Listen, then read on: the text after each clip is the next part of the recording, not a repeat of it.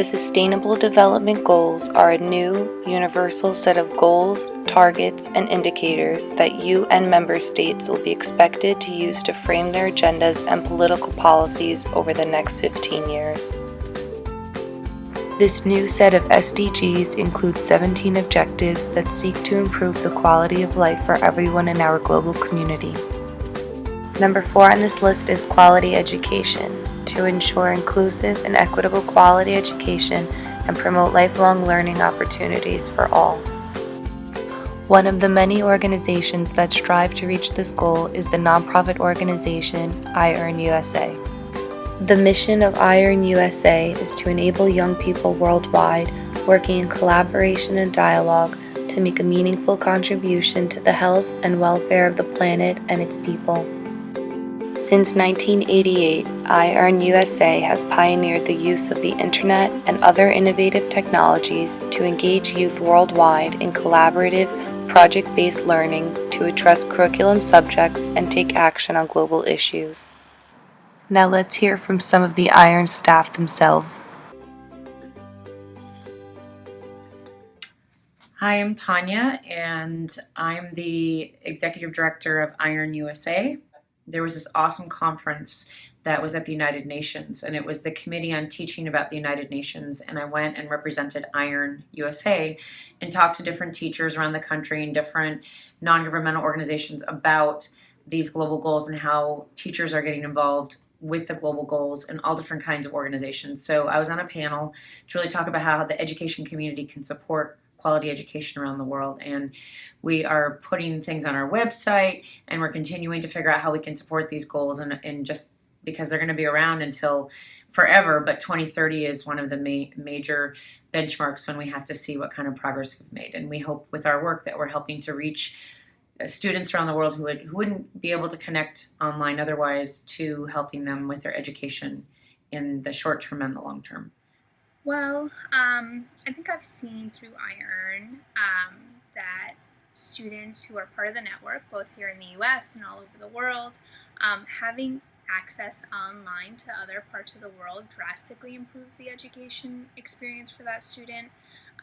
The interesting thing about iEARN is that we're a K through 12 network, so a student who signs on, or gets involved in first grade, you really don't know the outcome of that. I mean, it's something that could be with them their entire lives, something that manifests as they get older, and then they decide to do a study abroad experience, or they think of someone differently because they had an experience with them in the first or second grade. In any case, it's sort of unbound, sort of what the impact is when these students engage with each other online. And what we do at iEARN is we have them engage around projects. So it's really sustainable engagement. It's not like they're going on their Facebook page and posting a message and someone responds with an emoticon. It's really substantive exchanges. So they're working on important things that affect their communities, things that affect their lives, their families, whether it be an environmental project or a history project or even a math project, or whatever the subject matter is. I think that the fact that they get to engage with each other around these substantive issues and get to have access to people in 140 countries that they can talk about these things with is really impactful, and we almost don't really know what that impact is because, like I said, it's something that can stay with them their entire lives. iEARN projects are virtual collaborative projects with youth around the world. You engage students together to meet online and to learn with one another. And I believe that these projects help meet the Sustainable Development Goal for reaching quality education for all, because not only does technology have the power to reach all sorts of different populations, rural, urban, all-girls schools, from kindergarten to high school, and to connect these populations to share with one another, but we also are engaging youth in the process of being participatory in working towards those goals. So in projects such as the Girls Rising project, where students watch the film Girl Rising and talk about girls' education issues, we're not only having an education exchange, improving the quality of what they're receiving, but engaging youth in the process of deciding what their education should be and how they can plan for a better world. So Not only are we enhancing the quality of what they're receiving, but they're participating in that process. And I help manage the Global Collaboration Center for iEARN. And one of the things that the way we facilitate education around the world that really helps us are open source software, because this way it's accessible regardless of the type of system that's being used around the world and whether or not anyone has the funding for paid services. Something that a lot of our community uses, for example, is WordPress.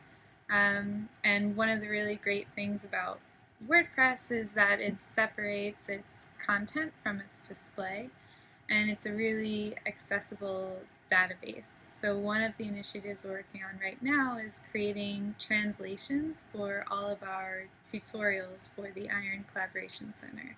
And these are the ways that teachers, students, project facilitators, everyone gets started in the Collaboration Center. So we're using the WordPress language translation module to reach out to the iEARN centers around the world to create their own manual translations of our tutorials.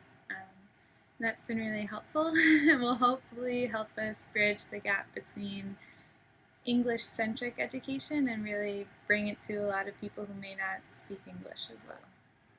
Well, I think it helps reach the goal because it really levels the playing field for everyone, and we have students participating from all walks of life, from all abilities and all socioeconomic levels as well, and they're all working on the same project, and without having to identify themselves with whatever label they might have on themselves. Our communication doesn't have to happen all in English in written form.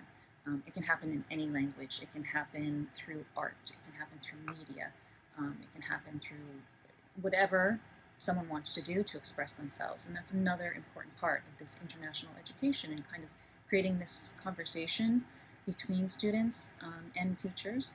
And it just opens up a lot of possibilities for true collaboration and sharing of ideas and opening each other's minds up to what's really going on in the world. So how do you think the internet, communications, and social media helps to improve the quality of education? It's a great question.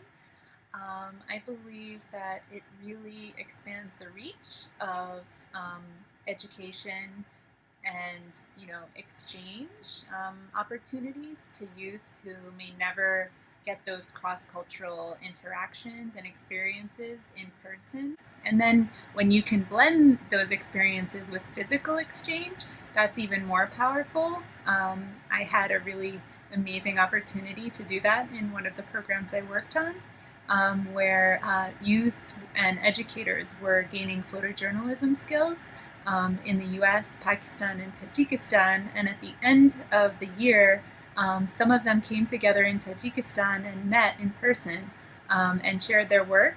And by the end of the 4 days, they were the best of friends. So that would have, they would have never met otherwise. So it can be extremely powerful to include those ways of learning. And I think in terms of quality education for our students, how it affects that particular sustainable development goal is that it really broadens their mind about the world. My feeling about these kinds of exchange programs is that the students come back and they want to work on those SDGs. They want to work on things like quality education around the world. I think the internal change that the participants go through in terms of being more open-minded, in terms of being more aware of social inequity in the world, in terms of wanting to make a difference in the world, plays the long game for those SDGs. Speaking from my personal experience, these things now take place on a large scale that does not impact only locally or the neighborhoods of where you live, but also can cover a large area of places that bring the impact to other neighboring countries and thus to the worldwide. And I think to solve these problems. It's great to start. It's a great start that we bring up SDGs, but I think the root of it is to raise the awareness of SDG through global education. I think it's a great way to start this conversation and start moving towards this one direction. And I think iEARN in this critical juncture can play a very big role in the whole process, because we for the past 25 to 30 years has been working with educators or students around the world in regard to these critical topics.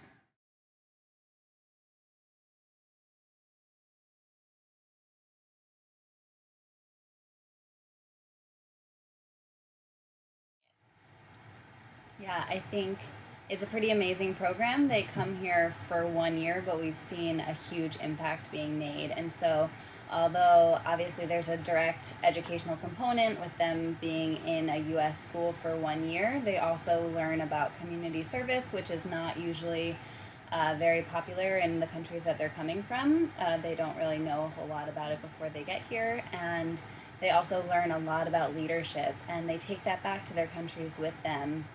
And some of them are now working in embassies, and some of them are now, creating schools. Like there's a few alumni in Pakistan who have created centers for women who would not be able to be educated otherwise, to come in and learn skills that they can then use to create their own employment and earn their own money.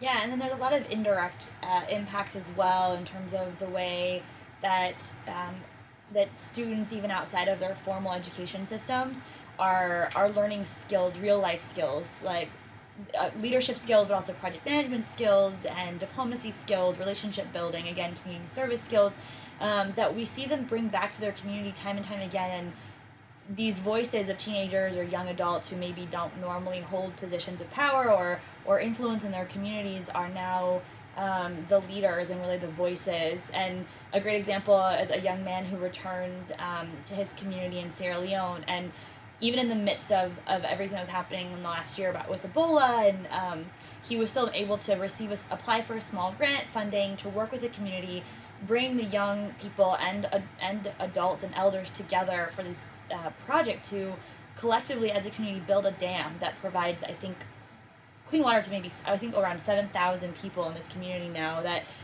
this one young man was able to lead the charge on and really just transform the community. And I think an education in that way that we don't always think about is being education, but is still improving the quality of knowledge and education and life in general in that community.